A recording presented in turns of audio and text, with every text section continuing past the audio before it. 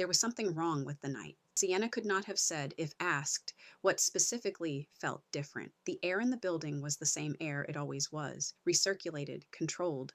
The specific flatness of climate-managed spaces that never fully convinced you they were connected to the outside world. The corridors were the same corridors.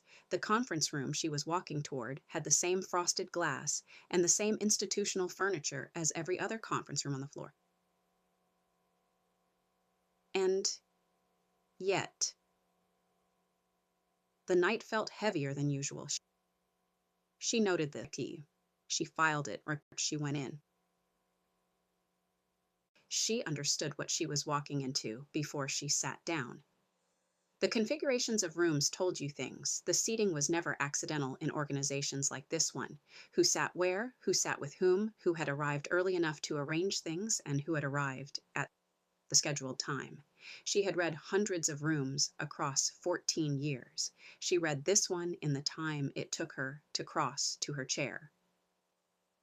3 resistant executives, together. The chairman at the head, which he had not been in any prior session. 4 faces she recognized as proximate to the power that had been trying to preserve the fear-based culture her findings had named and documented and placed on formal record. They were going to try to end the engagement tonight. The chairman spoke first. He said, "We have concerns about the direction of the engagement." She said, "I understand. I'd like to hear them specifically." He said, "The findings as presented have created significant internal disruption. Several senior members of the organization have expressed serious reservations about both the methodology and the conclusions. There is a feeling, widely shared I should say, that the engagement has moved beyond its original scope. So," she said, "can you identify which findings specifically are being disputed and which members specifically have expressed reservations?" He said, "I don't think we need to get into that level of specificity." She said, "I do."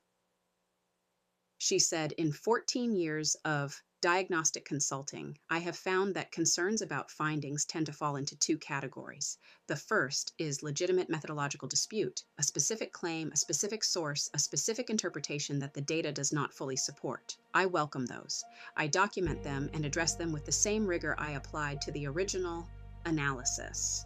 The second category is institutional defensiveness, the discomfort of an organization that has been accurately diagnosed and is attempting to manage the discomfort rather than address its source. I do not accommodate that second category. I document it instead." She opened her legal pad. She said, "Which category are we in tonight?" She had anticipated 5 of them. The 6th was new, a claim about the professional conduct of one of her interview subjects, framed as a conflict of interest that would compromise the findings that subject had contributed to. It was the most sophisticated of the 6. She had not seen it coming specifically. She asked for 15 minutes. She made 2 calls. The first was to Minji.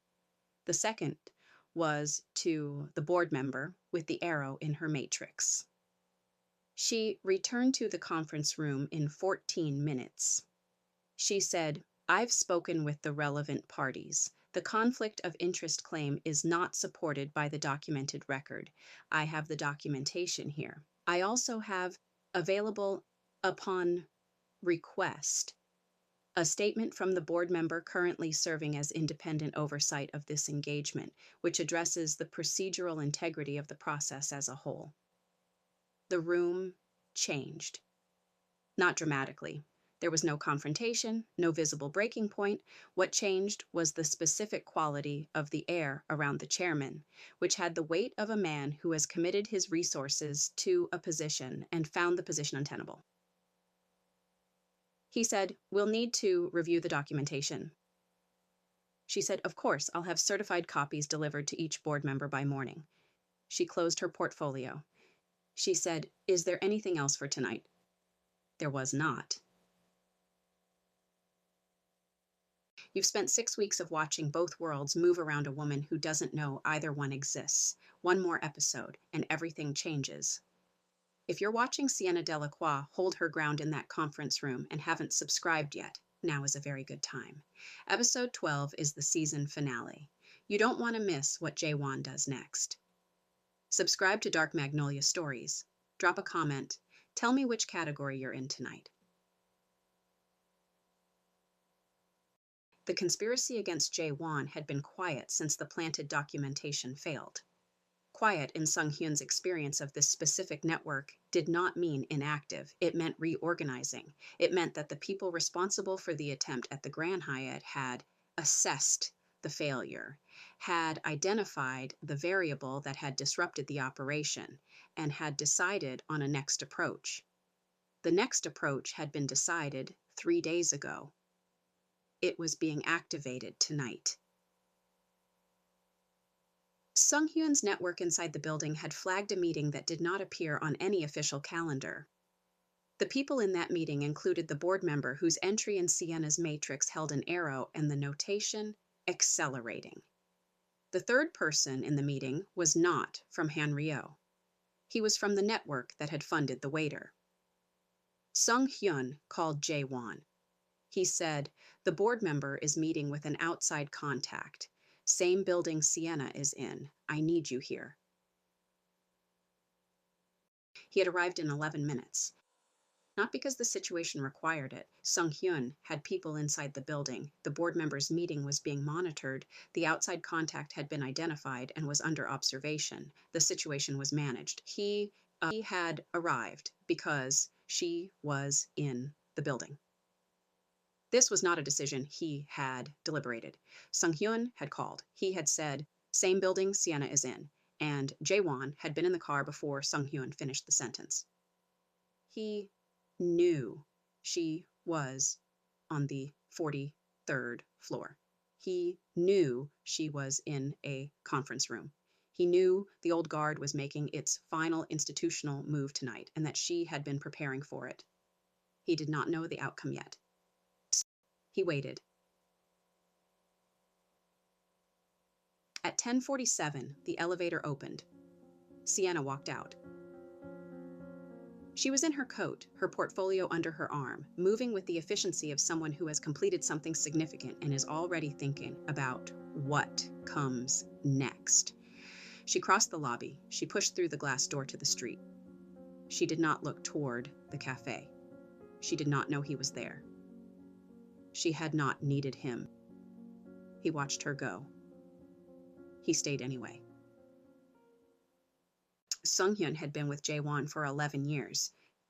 In that time, he had watched him navigate situations that would have broken most people, with the specific composure of a man who had decided early in his life that the maintenance of his own equanimity was a professional obligation rather than a personal luxury. He had watched him go still for a fraction of a second in a bar 6 weeks ago when a woman had walked out of a gallery and into his peripheral vision. He had counted 11 minutes in a car. He had noted 47 minutes of silence after a hotel bar. He had heard a 4-minute call made on a secondary phone and never asked what it was. He had registered the change in the quality of a decision. From I intervened for the integrity of an investigation to standing in a lobby cafe watching an elevator bank because she was in the building. He said nothing. There was nothing to say, so it was simply the case, as of this evening, that Sung-hyun understood something he had not understood before, not because the evidence was new, but because the evidence had finally accumulated past the threshold where an alternative interpretation remained viable. Yoon Jae-Won, chairman of the Yoon Syndicate, who had navigated the most complex and dangerous environment in Seoul for 38 years with the precision of someone who never acted without calculating the outcome, was in a lobby cafe because a woman who did not know he was there was no longer in the building. He was staying because she had been there. That was all. So, that was everything.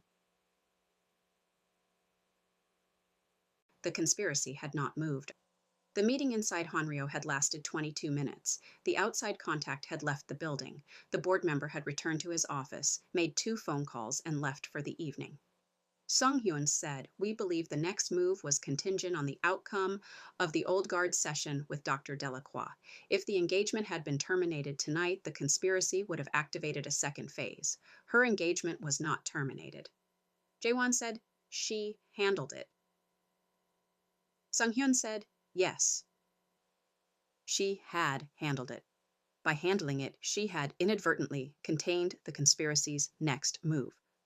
By doing her job precisely, completely, in the exact manner she had been doing it for 14 years before she ever set foot in Seoul, she had disrupted a network she did not know existed." He thought about the note card on his wall. "Your security detail requires significant retraining."